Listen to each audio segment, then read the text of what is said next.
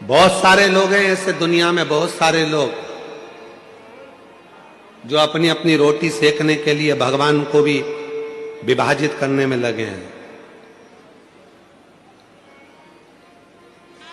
कह देते हैं पूजन में गंगा जी का जल होना जरूरी है, कह देते हैं पूजन में अगर ये चीज नहीं होगी तो भगवान पूजा को स्वीकार नहीं करेंगे, पूजा स्वीकार नहीं करेंगे। ऐसे कई लोग बैठे हैं जो दिन रात अपनी रोटी सेकने में, अपनी रोटी सेकने में लगे हुए हैं। पूजन में ये होगा तो भगवान स्वीकार करेंगे, पूजन में नहीं होगा भगवान स्वीकार नहीं करेंगे, पूजन में ऐसा होगा तो स्वीकार करेंगे, ऐसा नहीं होगा तो स्वीकार नहीं करेंगे। शिव महापुराण की कथा कहती है, मेरी जीजियों निवेदन है आप सबसे,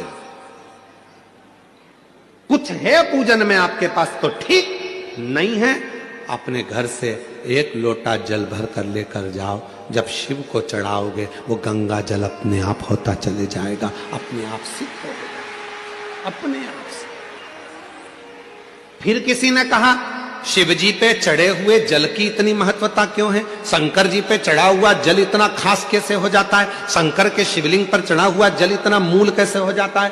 केवल एक 33 कोटि देवता में केवल एक देवता ऐसे हैं जो पूरे वनस्पति को, पूरी पृथ्वी को, पूरे जल तत्व को, अग्नि तत्व को, वायु तत्व को अपने अंदर संजो कर रखते हैं। आप उठाकर क्यों, एक लोटा जल चढ़ाने से राहु ठीक हो जाता है, एक लोटा जल चढ़ाने से केतु ठीक हो जाता है, शनि ठीक हो जाता है, बुध ठीक हो जाता है, मंगल ठीक हो जाता है, बृहस्पति ठीक हो जाता है, नवग्रह देवता सब शंकर के जल से ठीक हो जाते हैं। क्या है ऐसा कि शंकर का जल चढ़ते से वो औषधि बन जाता है, शिव जी पे जल चढ़ा उसको पियो वो औषधि का काम करता है। आखिर उस जल में ऐसा क्या हो जाता है, तो शंकर भगवान का पूरा विग्रह देखिए। शिव के मस्तक पर जटा में कौन बैठी है, जम के बोलो, गंगा मां, और उसी जटा पर बाजू में साइड में कौन बैठे हैं, चंद्रदेव।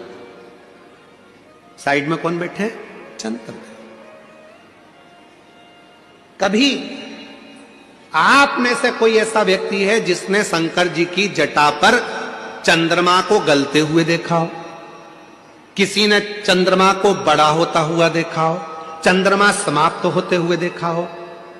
केवल एक मेरे देव अधिदेव महादेव शंकर ऐसे हैं जिनके मस्तक पर जो चंद्रमा शंकर ने द्विज का रख लिया, वो चंद्रमा ना कभी घटता ना कभी कुछ होता, वो कभी समाप्त नहीं होता। क्यों? क्योंकि चंद्रमा को शिव जी ने कहा था जो मेरे पास में आ जा